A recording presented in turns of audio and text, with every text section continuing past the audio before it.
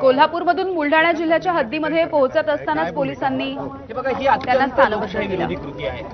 सनदशील मार्गाने येऊन प्रकाशित झालेलं पुस्तक वाचणं हा संविधानाचा भंग नाही, कायद्याचा भंग नाही।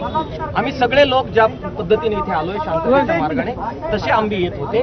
त्यांना 5-6 किलोमीटरवरच डिटेन करण्यात आलेलं आहे आणि पोलिसांना आम्ही ज्यावेळेस विचारलं की तुमच्याकडे काही कायदेशीर अशा प्रकारची त्यांना नोटीस देऊन त्यांना काही सांगून करण्यात आलेलं आहे का, त्यांच्याकडे कोणताही कागद नव्हता। उलट आता पोलीस या ठिकाणी आले आणि त्यांनी इथे आम्हा सगळ्यांना धमकी दिलेली आहे की तुम्ही 10 मिनिटांमध्ये हे सगळं थांबवा, नाहीतर तुमच्यावर सुद्धा कारवाई करू। आम्ही कोणत्याही कारवाईला घाबरत नाही आहोत।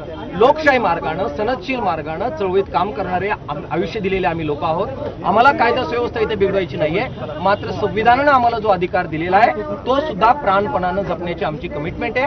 आंबी यांना तातडीने पोलिसांनी सोडलं पाहिजे आणि त्यांना इथे घेऊन आलं पाहिजे, ही या क्षणाची आमची मुख्य मागणी आहे।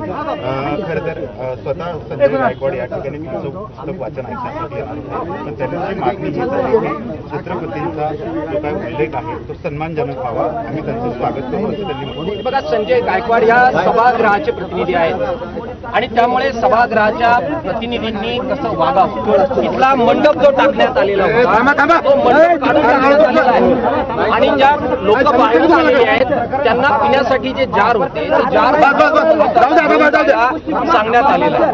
ही कशा प्रकारची असहिष्णुता आहे? छत्रपती शिवाजी महाराजांना मान्य असणारी ही सहिष्णुता आहे का? त्यामुळे आमदार संजय गायकवाडांना माझं आव्हान आहे की जरूर सांगाल त्या चौकामध्ये आपली चर्चेची तयारी आहे। तुमचे मुद्दे तुम्ही मांडा, आम्ही आमचे मुद्दे मांडू। हे बघा, त्यांची पोलिसांना न शोभणारी दादागिरी आहे। आम्ही या देशाचे नागरिक आहोत आणि देशातल्या कोणत्याही चौकात जाणं अधिकार आहे, संविधानिक अधिकार आहे। त्यांनी सांगितलं 10 मिनिटात हे संवाद आम्ही जेलमध्ये, तुरुंगामध्ये कुठे न्याय तिथे जायला आमच्या नाही, आम्ही